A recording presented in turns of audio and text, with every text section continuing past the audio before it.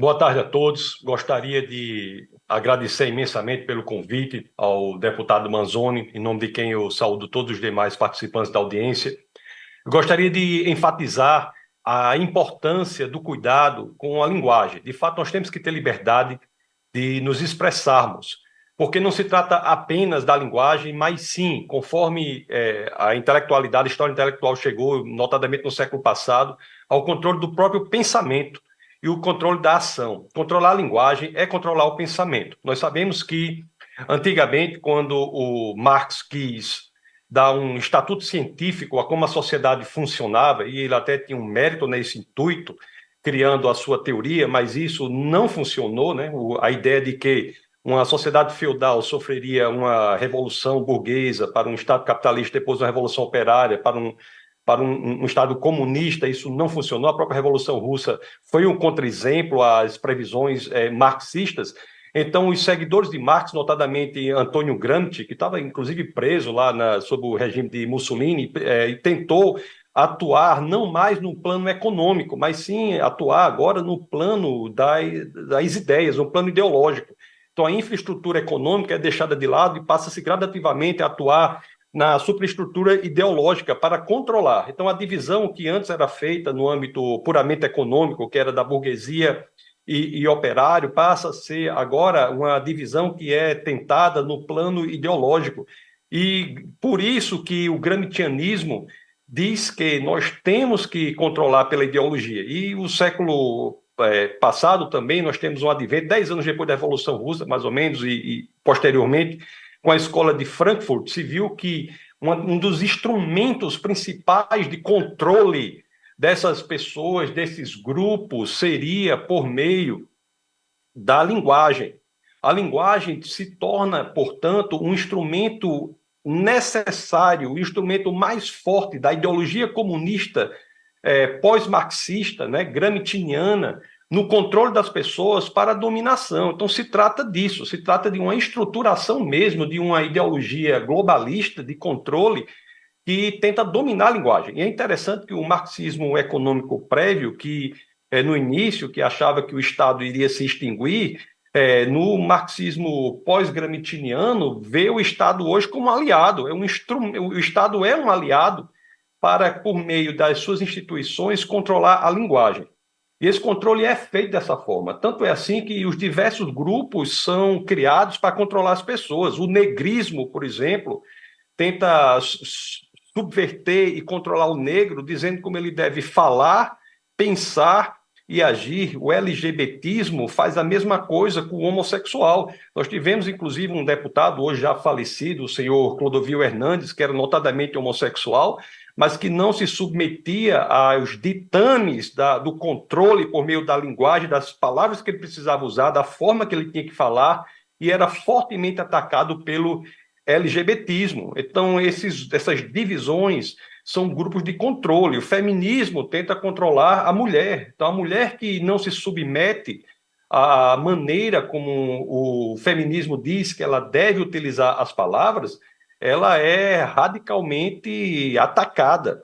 Radicalmente atacada. Então, são grupos de controle da sociedade, e a linguagem é um meio de fazer isso. Então, nós não podemos subestimar a necessidade pela luta parlamentar e da sociedade civil de mantermos a linguagem solta. O homem tem que ser livre para se expressar da forma que achar importante. E aqui eu veementizo, reitero, sublinho a grande importância disso, que não é unicamente a capacidade que temos de usar uma palavra ou outra, mas é a percepção de que, da forma que nós falamos, nós pensamos, e da forma que nós pensamos, nós agimos. Se nós entregarmos o controle da escolha de nossas palavras para outrem, nós estamos entregando o controle do nosso pensamento.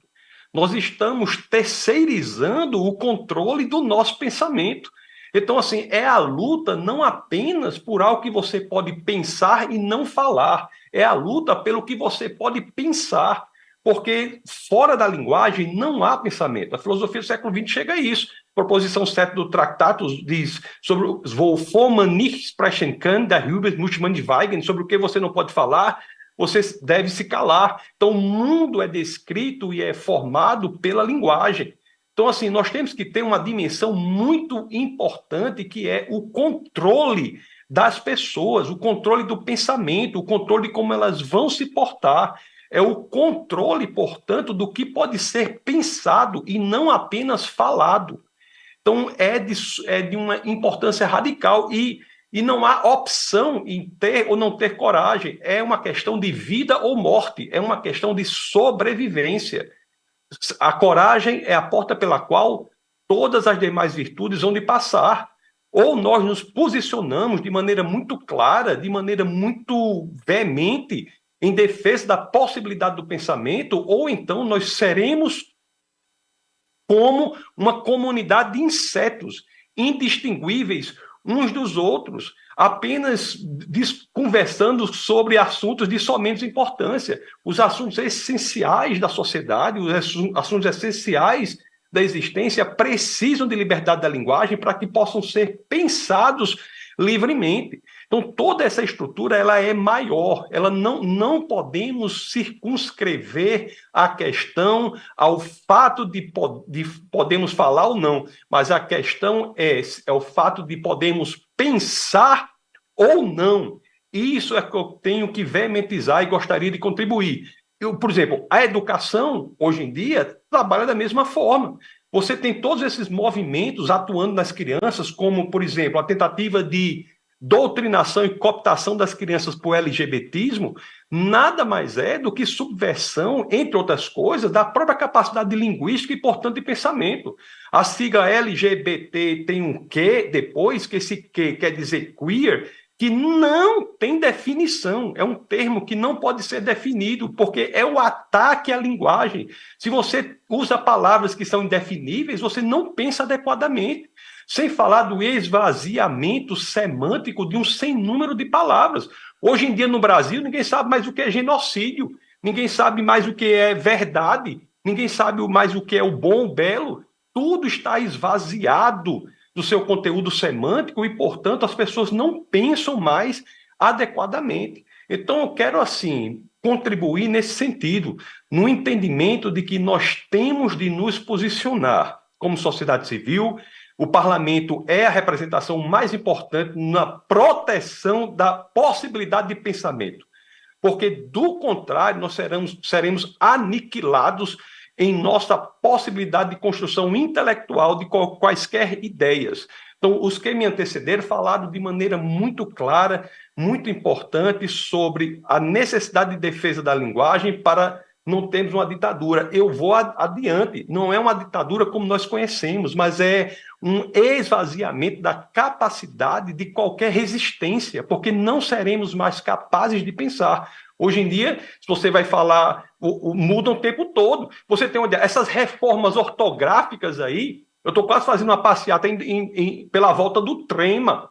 Porque para que tira a trema? Para que muda isso, aquilo, outro? Para quê? Qual é a razão por trás disso? Ataque à linguagem, porque as pessoas olham os livros antigos e acham que aquilo é ultrapassado, é obsoleto. Então, tudo tem, hoje em dia, uma função, que é atacar a linguagem e atacar o pensamento. Eu acho que nós não podemos levar isso como se fosse algo pequeno. Nós temos que entender, reiterando, já finalizando aqui o tempo, nós temos que entender de uma vez por todas que é uma forma de nós existirmos. E não há opção de não ter ou não coragem. Não existe essa conversa de não ter coragem. Se não houver coragem, é aniquilamento. Aniquilamento das gerações futuras, aniquilamento das crianças, as crianças hoje que estão absolutamente atacadas na sua capacidade linguística, o vernáculo é fortemente atacado, hoje em dia ninguém sabe nem conjugar mais nada. Então, isso aí não é unicamente a formação de pessoas que não são capazes de articular o vernáculo, mas são a formação de pessoas que são capazes de articular um pensamento. E se nós não pensamos de forma articulada, nós somos vítimas ou somos susceptíveis a sermos absolutamente controlados por uma ideologia que é dominante, que é globalizante, que é a ideologia comunista, pós-marxista, gramsciana, e ainda mais com a cobertura da escola de Frankfurt, que quer nos tornar pessoas absolutamente idiotas. Então, são com essas palavras que eu gostaria de contribuir à audiência, reiterando as minhas congratulações ao deputado Manzoni pela iniciativa e me solidarizando com todos aqueles que me antecederam e demonstraram ataques às suas possibilidades de expressão, mas, ao mesmo tempo, conclamando a todos que estão nos ouvindo, conclamando a todos que estão aqui, para que juntos nós possamos, de maneira muito veemente, com muita determinação, defender a nossa capacidade de expressão, sabendo que não se trata apenas da capacidade de escolher uma palavra ou outra, mas se trata, acima de tudo, da capacidade de pensar e, portanto, agir. Da forma que a gente fala, a gente pensa. E da forma que a gente pensa, a gente age. Então, são com essas palavras que eu me despeço, que já atingiu aqui o meu tempo, e agradeço imensamente pela oportunidade.